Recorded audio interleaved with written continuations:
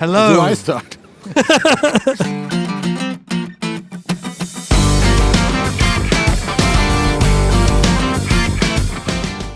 Hello there. Are you doing marvelously well? Wir hoffen, euch geht es wunderbar fantastisch, meine lieben Freunde. Wir sind in Hamburg auf der Studioszene, which means we are in Hamburg. We're in Hamburg. It's wonderful. It's fantastic. My little friend. Not a little friend. What did you say? What did I say? I don't remember. My dear friend. Oh, your Liebenfreund. Oh, Liebenfreund. Yeah. Oh. Something like that. Yeah. I love you too. Ich liebe. What about the event? Enjoying things so far? Yeah, it's pretty amazing. We've had a blast. I mean, it's been non-stop. I've done 3 talks a day for the last 2 days. Today was like we arrived, did a talk, walked out, did another talk, then went back in there and did another one. Wow. So it was like 4 hours of blah, blah, blah. So I pity the fool. No, I pity anybody who had to listen to me talk for 4 hours. But I gotta say, I'm surprised. Lots of people here. It's pretty much packed. Yeah. It's Wednesday, so this event goes from Tuesday to Thursday, which is unusual. Which is kind of weird, even by German standards. And but a lot of cool brands here, a lot of cool stuff to check out, which you have done, right? And I guess that's what you're gonna watch now, right? Yep. 5,000 people so far have shown up, which I think is pretty miraculous and amazing for a Tuesday to Thursday, like you said. I love these kinds of events. I've been actually walking around and talking to people that aren't even so much in the musical stuff, like some of the PA and the lighting stuff, because it's a blend of all of the music industry. Right. So, you know, lighting a show, running PA, and then of course recording it, it's all covered, which is amazing. And they're all saying that this is kind of the way to go. These kind of smaller shows, they're getting more business done, more interaction, getting to talk to more people than they do when they go to the frickin', the Music Masters and the NAMs. Yeah, right. And it's just, I love it. I felt like everybody I met today is professional. That's what I liked about this. So if you are here on a Wednesday, there must be a reason for it, So everybody I met was I met like a lot of very interesting people who do this for a living, right? Yeah. Or just time to check out Studioszene, everybody. The man sitting across from me really does not need an introduction anymore. I believe everyone who studies who tries to learn audio engineering on the internet has seen his face. He has had a magnificent career in music production, working with people such as Aerosmith, The Fray, James Blunt, Ace Frehley, and Korn, just to name a few. It is Mr. Warren Huart. You're very kind, Mika. That's very, very nice. It's interesting. Some of the big names are really wonderful. Like doing an Aerosmith record was life-changing. It was 13 months of my life. Very exhausting, very emotional, and really overwhelming in many ways.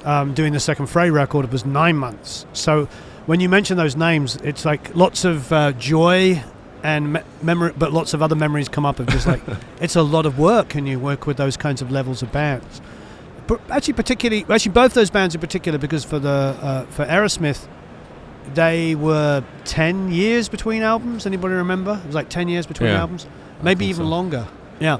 So it was it was Honkin' on Bobo, and then they did Music from Another Dimension, and so there was so much pressure. I'm sure you know these days, in fact, I suppose traditionally, second albums for bands are like, what do they say that phrase is? It takes a lifetime to write your first album, and then 6 months to write your second album or whatever it is. So both very high pressure records. Doing James Blunt was easy because it was just a hit song. They just came along and said, there's a demo of the song, we need you to re-record it. It was actually it was interesting because it was 3 days before the album went to pressing. And you'd think that would be more pressure. And in some ways it was, but it also wasn't, because you had a time limit on it and you just had to do it. Where when you've got the Aerosmith or the Fray stuff where there's all these expectations and massive budgets, I think that's more stressful. Because both of those albums were 3 to 6 months over delivery date, and there was lots of expectations of hit songs and all that stuff, and luckily they both did really well. Aerosmith album did okay, it was gold in a few countries, platinum in one I think, in Canada and stuff. The Fray album did fantastically, and we had another huge hit with You Found Me, so it was worth it. But it is, when you mention those names, it's interesting. Those first two are just like, wow, those are really stressful. And then Ace Frehley, I've done 3 albums with Ace. That's what I was going to ask you about. Yeah, ask me about Ace. If I remember correctly, you have actually played on his last record, Origins Part 2. I played on Part 1 because I played all the rhythm guitars on Every Single Day. Fire and Water. On Fire and Water I played guitar on it. I don't know, actually, I've played guitar on all the records I worked on, but not like Ace plays guitar. I just would do, we would do like some rake stuff in the choruses, just for kind of stuff. I talk about this all the time as a producer, an engineer, and particularly as a mixer. A lot of your job is just to deliver and get really great results. And that means, if you play guitar and you just got to put some rakes on a chorus to lift the chorus, they not necessarily have to be that audible. They're just there to lift the impact of the chorus. If you have to do that, you have to do it.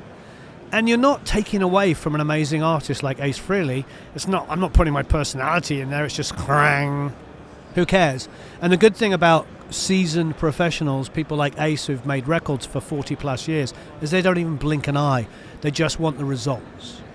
He doesn't care. There's no ego involved like, I could have played. He often would say to me, well, the first thing I did with him on the first record is I sang a background vocal, and on a good day I've got a fairly decent falsetto, and it needed to be I can't remember what the track was. It's on the first album. Anyway, it just needed a really high background, so I just went in and did it. He went, I can't do it. You do it.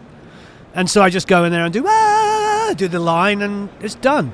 And I got a backing vocal credit.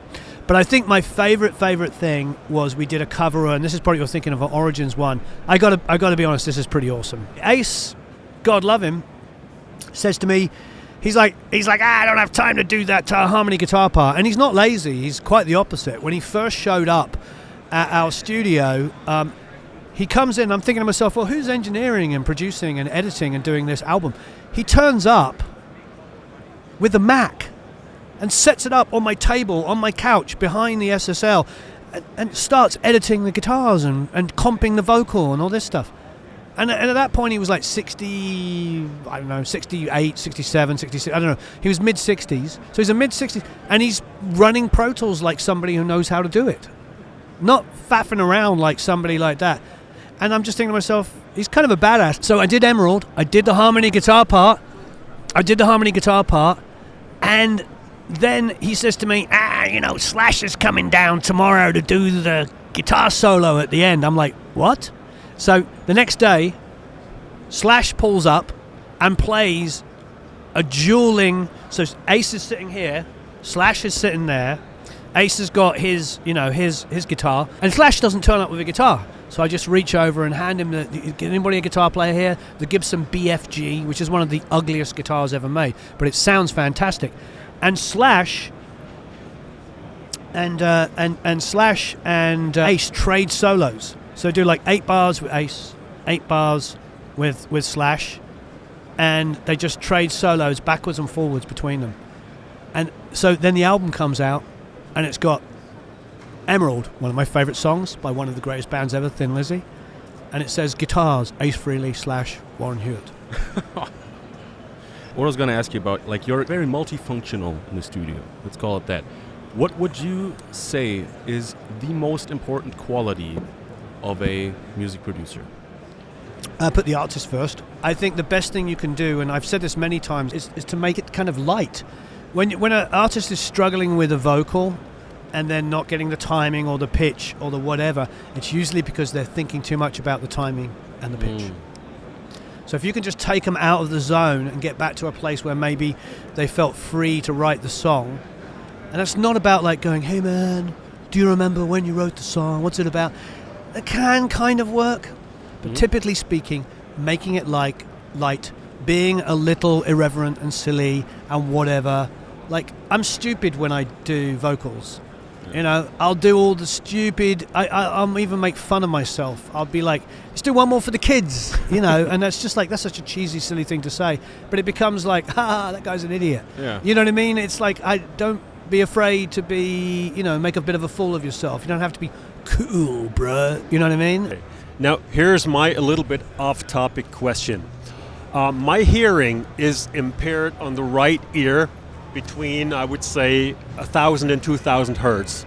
Okay. And I was thinking of having hearing aids to do better mixings. And I was talking to somebody, and he said I shouldn't go that route and rather use reference tapes, and it'll be all good, I'm inclined to sort of agree with that, to be honest. It's especially if you've got one ear with destructive stuff going on at 1 to 2K, and then your other ear presumably is fine in that area. Pretty much, yeah. Okay. I mean, I've worked with. I think Paul is vocal about this. I'm sure he is. Paul Gilbert. You know where I'm going. He can only hear out of one ear. I worked with him for a few days on one of his records, and I did some punches in. I did some editing. I did some rough mixes. Maybe one of the mixes was finished or used. I have no idea. But I just did peripheral stuff. He did 99.9% of the record, and I just came in and helped him. And when he would do mixes, I would sit with him, and he would turn his head and listen with his good ear. And then he would ask me, how's the panning? How's this? How's that? Because he couldn't hear that stuff. And maybe that's why he valued my opinion. But at the end of the day, I don't remember going, oh, Paul, it doesn't work. It's this and that. I mean, the tweaks I did with him weren't, they weren't life-changing. They may have made it better. But with his one good ear, he made amazing sounding records and continues to this day. I would say option 2 is a good start. Use a lot of reference mixes, go to a lot of different situations, use headphones, speakers in different rooms, earbuds, and listen and make sure that it works in every environment. And you're right, find incredible tracks that are incredibly well recorded and make sure that they translate into all the different situations and that you can hear they sound incredible everywhere, and then make sure the music you mix follows suit. Hi everybody, my name is Martin Zobel. I'm one of the founders of the project called Analog Vibes, which is pretty much all about enabling musicians and producers from all around the world to build their own legendary studio gear. And today I'm at the Studioszene in Hamburg, Germany, and I will talk about how to build your own gear, how it can affect your way of creating music and actually your personality. There is like a real barrier, and there is like a challenge, to source the stuff and, to find your way through. And what I always get to hear when I talk to people is the misconception sometimes that DIY is not happening in the same league as real high-end gear, which in fact isn't true. I mean, like you said, in fact, some of the high-end companies and brands from nowadays, they are actually based in the DIY scene from back in the days in the 80s. A good example is TubeTech, John Patterson, like a shout out to John Patterson, by the way. He's one of the pioneers of the DIY scene. He built his first PEQ in the 1980s, and it was actually his take on the Pultec EQP1A. And John Patterson, I met him at the Studioszene 2019. He came to the DIY area and he gave us props, and he said, what you do here is bringing back that spirit that we had back in the days, because it was quite common to get nerdy about that stuff and to build your own amplifiers and everything. But nowadays that has gone to a certain extent. So if we look into it, if you try to approach DIY, it can be quite intimidating, because the first thing that you think of when you think of electronic equipment, obviously, is a schematic diagram. And if you have no clue, if you have no background, you don't know how to read it, you don't know what these symbols mean, it can be really intimidating. So for the most part, like Christian said, you don't enter the scene through this kind of thing. You go through message board, forums like Group DIY, for example. This is what was called Prodigy Pro in the past. And in this message boards, you find everything, like so much information on amplifiers, on compressors, equalizers, you name it. Everything is there. But the problem is also that there's so much information, and you have to navigate your way through, which can be quite challenging, like you said. And for example, one of my first projects back in the days was the GSSL compressor, which was Jakob Erland's take, he's there too, was his take on the SSL 4000 bus compressor. and he made it available to the DIY community. So he's an actual pioneer of the entire scene and still supporting it today.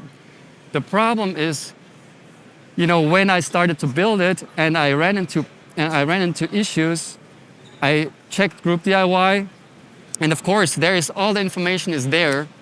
But if you look a little closer, this thread has over 300 pages, and to dare the step to build your own stuff is one thing, but then if you run into problems and then you enter this community and you kind of dare to ask a question that kind of might solve your problem, for sure there's one person that's saying, can't you read, it's all in this thread already, it has been said somewhere.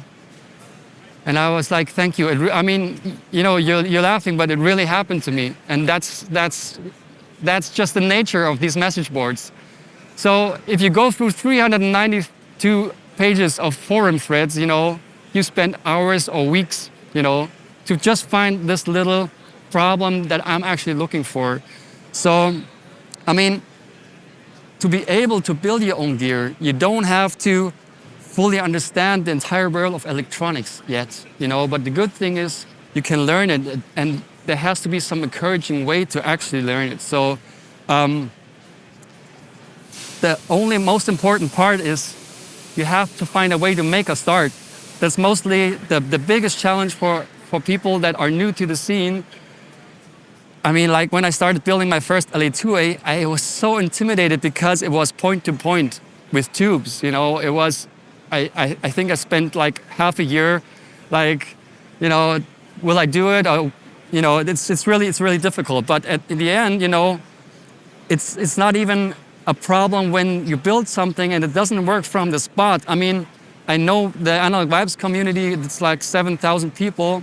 And sometimes I have the impression that the biggest nightmare is to have to troubleshoot a unit, But if something doesn't work, don't panic, Just stay focused and you will make your way through it. Because from my own experience, I can say that I never learned as much about a certain particular piece of gear, how it works, when it didn't work from the spot. Because I had to get my head around it, I had to focus. And then I learned so much, and in the end, it's just no rocket science, it's rather simple circuits. And you rather more than being prepared for the moment when something doesn't work, is you have to be prepared for the moment it really does, because it does something to you. It has a deep impact, Really, the first time when I built my first LA2A and I switched it on for the first time, the VU meter lights up, the needle goes up. That's priceless, It's like this moment when you really have to be prepared, because I saw people doing really crazy things when they finally got to finish their first piece of gear.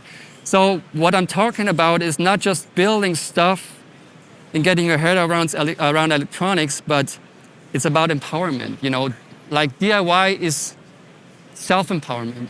It's like really, that psychological mechanism that kicks in that makes you feel the greatest in this particular moment. Let's go back to what I was talking about before. It was the message board situation. Like we said, you are in the middle of a building process, and then you have to navigate your way through all these pages of information, and it can be quite tedious. So then a new era or new generation of DIY projects evolved that decided or that went towards focusing on very certain projects, and kind of curating information that is shaped towards these projects. So to make people know that if they want to build a certain thing, they find everything they need for this particular piece of gear here or there. One of the first projects that was kind of evolving out of this generation was CAPI gear.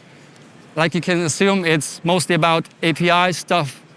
And I think if you're talking about API preamps, equalizers, compressors, and you want to build something for the 500 format, this is the source, and everything you need to know about this kind of gear, you have to look it up there. Another good example is Mike with Hairball Audio. I think Mike did name Hairball Audio after his dog, if I'm not mistaken. But it was all based on recreating the 1176 FET limiting amplifier, like Christian said before. And this evolved more and more. So now you even got better guides, like this is the source. If you're talking about 1176 in DIY, it's Hairball Audio kits. And they look exactly like the original, and technically they're identical. And that's just an example for some of the projects. Another one might be our friend Peterson with his DIYrecordingequipment.com page. That's rather simple projects that you can do really, in a short amount of time with very little invest. And it's really satisfying. You find your way through very fast and you get there. Speaking of legendary, like many others, like young musicians, young artists, I personally find my way towards these legendary pieces of studio gear through plugins because there was nothing else I could afford. And there was no way for me to verify whether or not it was close to the original. That's what I had, so I used it to make music.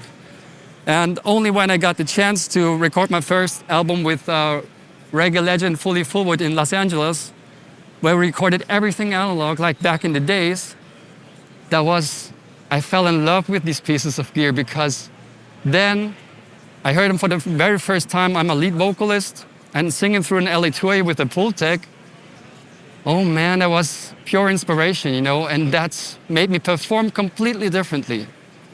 And from that point on, there was a game changer for me. Like when I came back to Germany, there was no way I could go back into the box and use an LA2A plugin. I just had to find what was the magic behind it. So, I started the quest to rebuild these legendary pieces of gear with painstaking love for detail to find out what was the myth, what was the truth, what was the facts and the fiction, what's actually going on. And I decided, after I gained all this knowledge, which took me a lot of time, like rebuilding the Pultec EQP1A, for example, I had friends like Jakob himself that helped me, to not just to understand what was going on, but also to explain it to others. Like you remember? And I got in touch with Chris Preston, who's been servicing Pultec equalizers for the last 20 years, and I asked him like tons of questions. What is actually going on? What's actually causing the myth, that everybody's hunting right now? And I tried to build my own stuff, and I gathered so much information, so I decided to become a part of this new generation of DIY projects and make it available to the community. And in fact, that was actually the Analog Vibes was born. The idea for these pieces of gear is like just a selection and make everything available that I gathered in knowledge and curate it and make it available so everyone can understand it, like kind of to lower the barrier. When I did these projects, I didn't want to make any compromises. I didn't want to make another kind of clone because I heard something in the studio in Los Angeles. And it was like in a tunnel, I was searching for that sound that I heard, and I didn't stop until I found it. I wanted the finished devices to be virtually indistinguishable from the original, like in terms of visually, but also of course in terms of the sound. And secondly, facing the before mentioned challenges in the message boards that I mentioned, with the tons of information you have to navigate your way through, I came to the conclusion that it was about significantly dismantling the barriers, So even with high-end tube gear. So I decided, to kind of translate it, to decipher what's actually going on. So I just made this out of the schematics. So this is an LA2A when it's opened up, and I just drew all the wires, making you see what's actually going on. And if this is still intimidating, I just broke it down into pieces to make you see we can just erase all the wires. And if you just bring back in the main board, for example, and the power supply, you see it's only just a couple of wires, The input section, only just a couple of wires. Of course, it adds up, but in the end, you can help the people to understand that it's not as hard as you might expect. People often tell me, I never built anything yet. Do you think I could make it? And and they have a lot of respect about, of the high voltages and everything, and I really get it. We're talking tube gear here. I put them all into a document, and I call it No More Concerns. And in this document, I was going through all the concerns that people were, telling me about, like helping them understand everything from the very basics, how to start, the precautions you have to meet, how to unload discharge capacitors, how to take safety measures, what tools you need, like links to soldering tutorials, to really lower the boundaries so people can make a start to find their way in there. And explain how to troubleshoot. Like you said, the greatest nightmare of many people in the beginning is to troubleshoot a unit, which is actually a chance to learn a lot about the gear you're working with.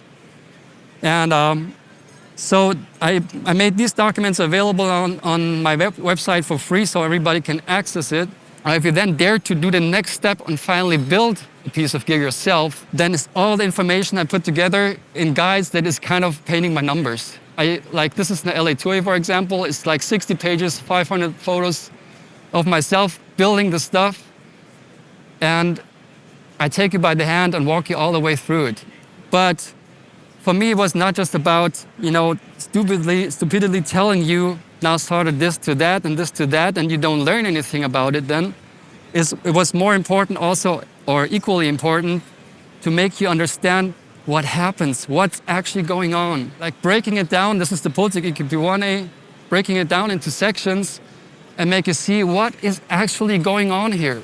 It's not magic, It's actually easy to understand if you know how to translate it and how to decipher it. Like how the signal walks through this amplifier, for example, how the filter unit works, where the filter coil is and everything. So I think from a really important part about this generation of DIY project is to make this information available in a curated way and make it easily understandable. So what I'm trying to say, today, or what I'm trying to tell you, the benefits of building your own stuff is not just, putting a couple of electronic pieces together. I mean, like I said, it's the chance for you to get your hands on gear that was out of your reach. Like when you come to the DIY area, you see we have an exact replica of a 96-7 silver-phase LA2A, and the last time I checked, it went for $13,900 on reverb, which is ridiculous, And I just wanted to show you an option. It's not just plugins or China clones or $13,900 for a real one. You can really get there if you put a little effort into it, And the second thing, like I said, self-empowerment. Empower yourself to do this, to push your boundaries. And from my own personal experience, I can tell you it doesn't stop building gear, because it can really affect your life because you go about things differently. And it's only about to make a start. So the next thing is get to know the gear you're working with. It's critical, like from my point of perspective, to actually know what's going on in the gear that I'm working with makes me use it totally differently. It's like a painter that knows his color palette. It's really, really important. And of course, you can help yourself if something breaks. You don't have to go to a service point wherever. You can just repair it yourself. And then the next step, you can start to modify your stuff. Like you said, like you saw in the DIY area before, some things happen by mistake. We had somebody in the community building a mid-range equalizer, and he by mistake soldered together two windings or two leads of the filter coil, and all of a sudden it wasn't the bell EQ, it was a shelf EQ. And he shared it with the community, and the MEQ that I have back there, it has a push-pull button, a push-pull switch, and if you turn the knob and you pull it, you have a high shelf EQ. That's things you can do if you know your stuff. And last but not least, of course, you can save money if you don't want to spend like $13K for an original silver phase or for a Pultec EQ. You don't have to.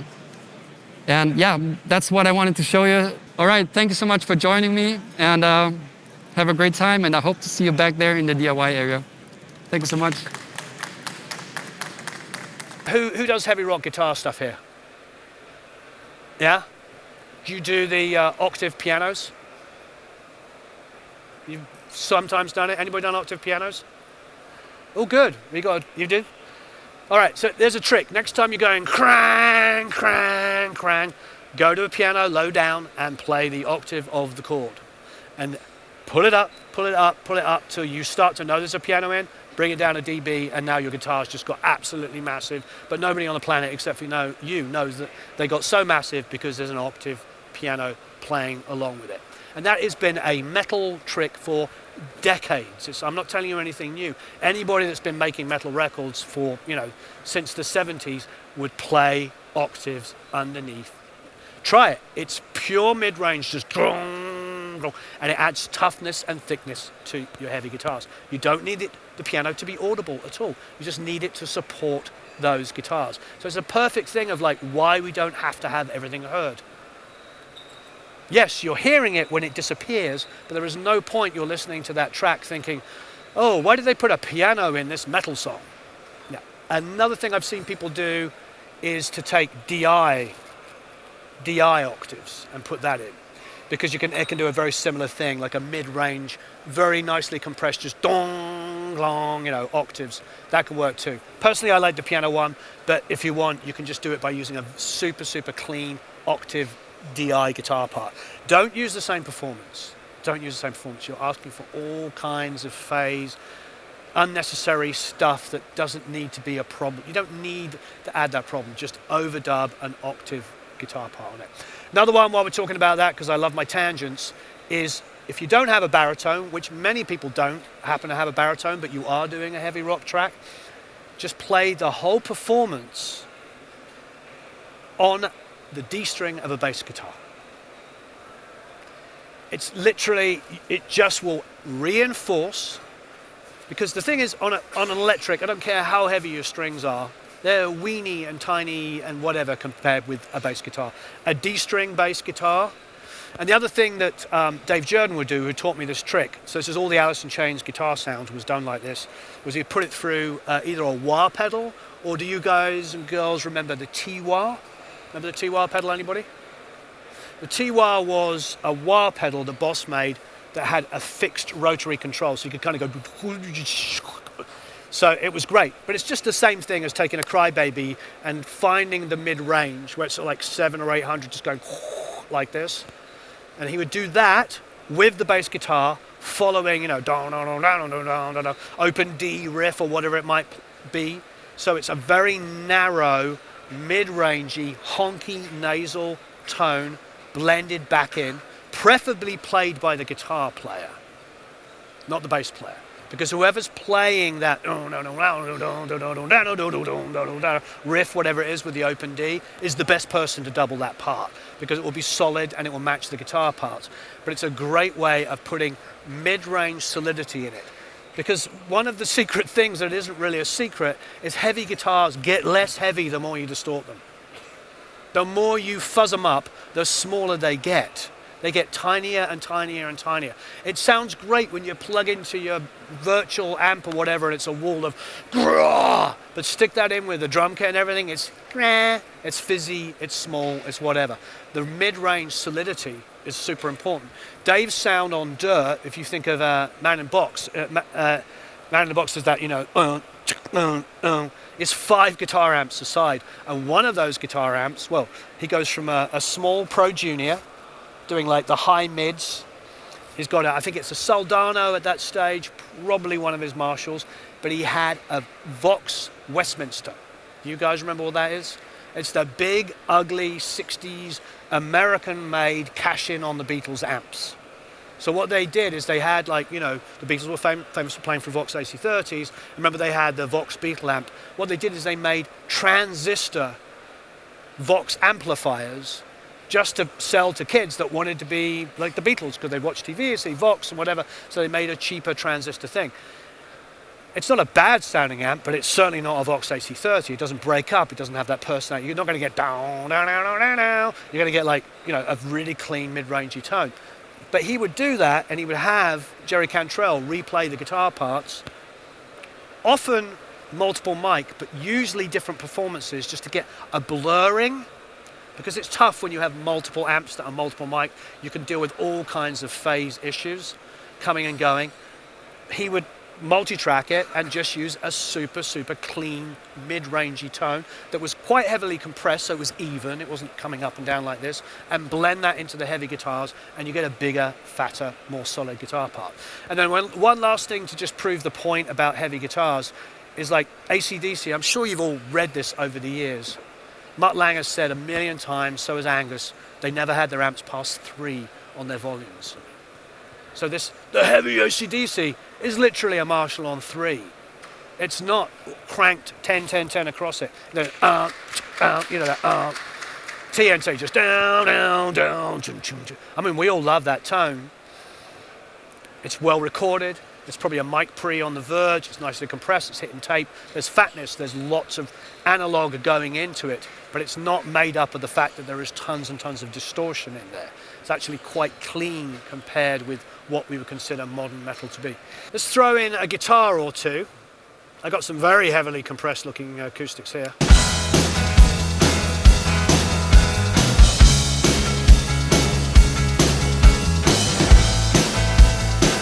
You see what I did there? I was talking about this earlier when we were on the other stage. I love the mid-range in acoustics. Unless I'm doing something where I want, and I do often, where I want the acoustic to be percussion. You know, I'll want that acoustic to be a piece of percussion. But if you want that classic Rick Rubin, you know, which is Jim Scott, you know, again, you know, talking to the engineers, they would always record small body acoustic guitars.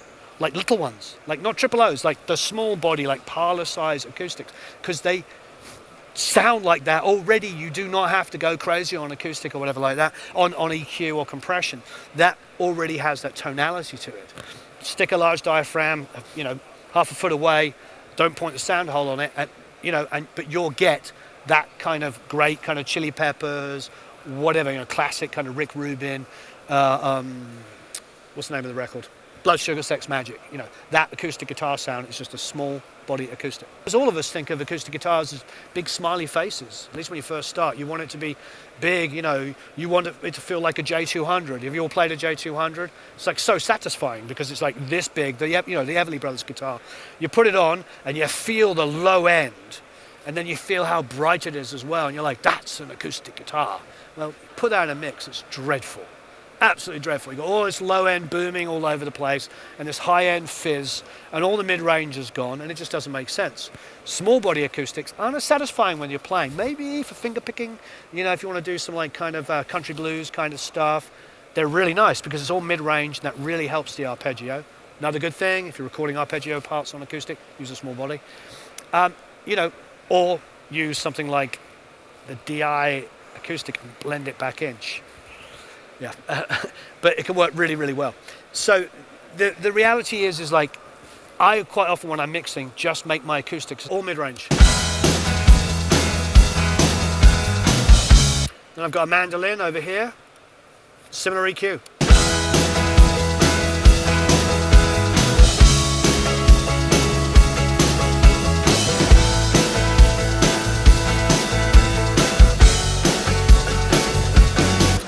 Right, let's see what we're going on these electrics.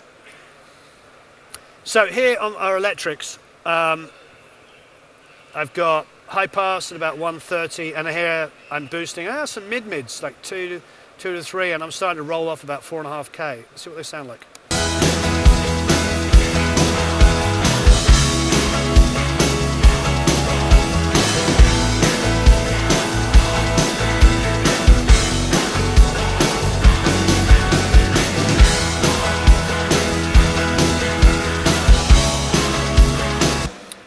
I'm intrigued as to what that really ugly guitar is.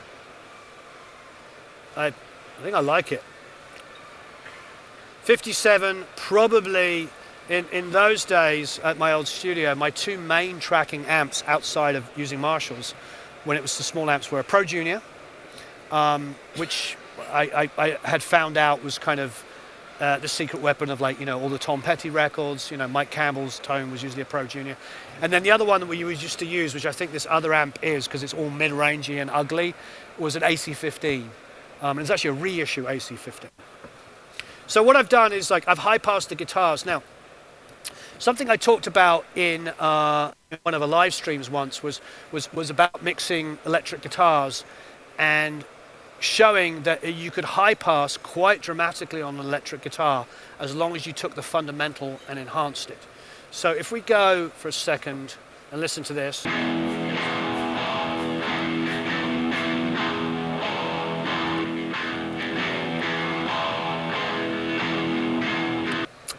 I like that part because I got a root and a third going on there.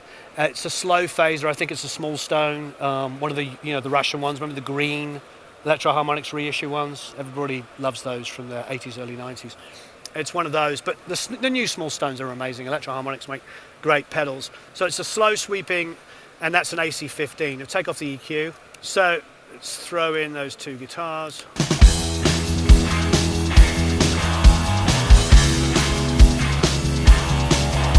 Set the EQ off.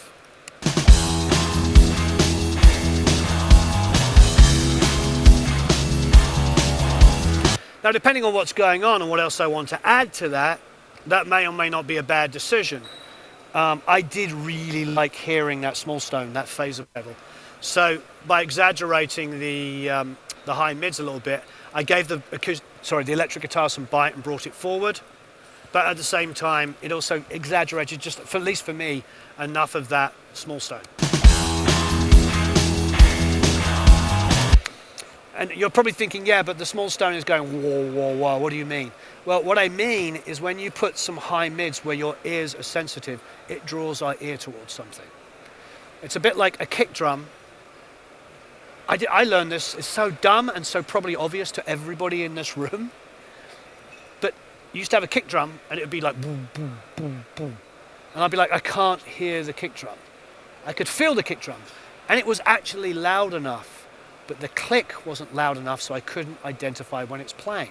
So, but if we don't have that balance right between the attack of the kick, for instance, and the low end of the kick, just turning it up when it doesn't have enough attack is actually going to completely and utterly destroy my mix. Because now I've got boom, boom, boom of this low end. So that's where EQ becomes your friend. With this, with the small stone phaser on it, I wanted to hear the nyaw, nyaw, nyaw. And it's there, but when I brought up some of the mids on it, the high mids, and now the guitar is a little bit more forward, I notice my ear is drawn to the guitar sound, so I notice the other things going on. Exactly the same principle as the kick drum. Like, if I took off all the high mids now, off of that kick drum, you would tell me you can't hear the kick drum. But if I put the high mids back on so you hear the snap, your ear goes in and knows every single time that kick drum's playing. And suddenly it's got enough low end. So it's that kind of thing. That's where EQ is our friend. That's where understanding how the high mids, and we're talking about, is where all the detail is, how we use it to exaggerate certain instruments. And the opposite, when we're talking about with the pianos and the guitars and all this kind of stuff, is like actually doing the opposite and going, well, I don't actually want to hear that high stuff. I just need it there to reinforce the mids. You could take that piano idea we were talking about to reinforce the metal guitars and take 3K and above and just get rid of it. Who needs it there? You're just what the guitars are doing. You might even be able to go down to about 1K. Who knows? You might even be able to go down to 700. It's there just to give weight to the guitars. You don't need all that other information. It's beer o'clock. What does that mean, Warren? It's not. It's beer 30. I was going to say it was beer 30. What does that mean? It means it's the end of day 2 at Studioszene 2023. The beer is empty. Post, everybody. See you tomorrow. So long. Farewell. Auf Wiedersehen. Au revoir. Adios. Tschüss.